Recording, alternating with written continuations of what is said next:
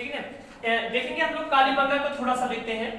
कालीबंगा हम लोग पहली बात तो ये जाने कि कालीबंगा राजस्थान में स्थित है और यहाँ पर आरे तिरछे जुटे हुए खेत का प्रमाण मिला है और यहाँ पर 7 अग्निकुंड के साक्ष्य प्राप्त होते हैं। ठीक है।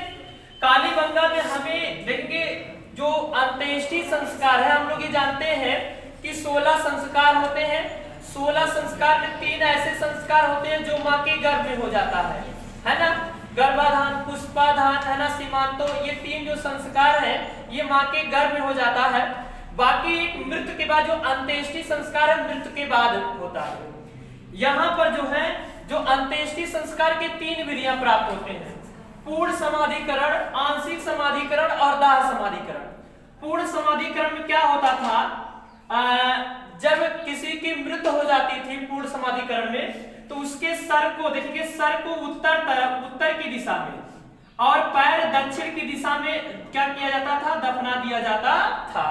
आज भी देखेंगे हमारे यहाँ भी दिया ये चीज है कि अगर कोई मृत्यु है तो मृत्यु जो सर होता है वो उत्तर की तरफ और पैर जो होता है वो दक्षिण की तरफ रखा जाता है। तो इसे देखेंगे क्या किया जाता है कि सर को उत्तर की तरफ और पैर को दक्षिण की तरफ रखकर दफना दिया जाता था, जिसे कहते थे पूर्ण आंशिक समाधि या पूर्ण समाधिकरण।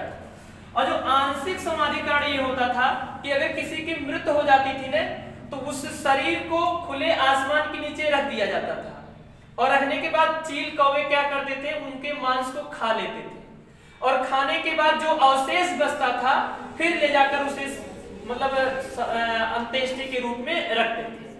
सही है। कहने का मतलब मृत्यु के बाद भी अगर ये शरीर किसी के काम आ जाए तो ये लोगों की, हमारे सिंधु घाटी सभ्यता के लोगों की ये मान्यता थी, है ना, कि आंशिक समाधिकरण के अंतर्गत क्या करते थे कि शव को खुले आसमान के नीचे रख देते थे और चील कौवे और जीव जंतु जो होते थे उसे खा लेते थे। फिर जो अवशेष बचता था फिर उसे ले जाकर दाह संस्कार के रूप में करते थे। और दाह संस्कार का मतलब होता है, दाह मतलब अग्नि के हवाले कर देते थे।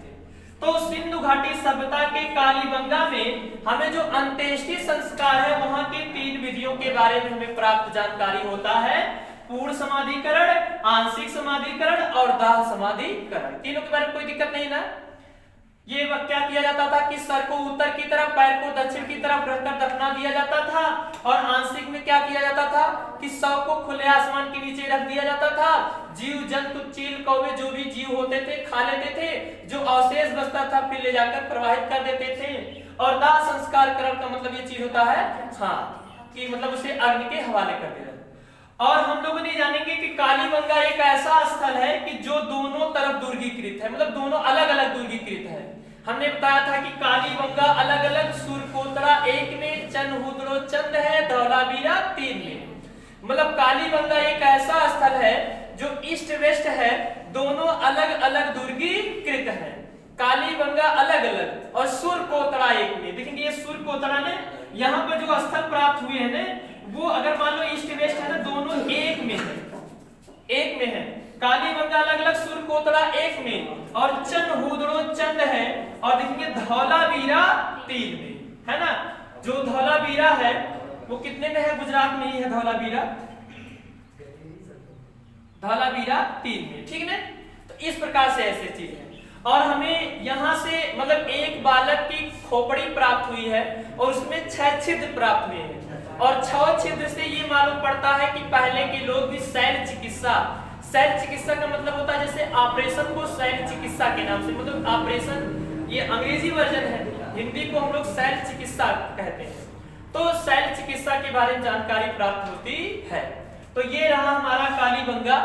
कालीबंगा का अर्थ क्या होता है, काले रंग की चूड़ियां, ठीक है। एक लाइन और लिखा जाए, यहां से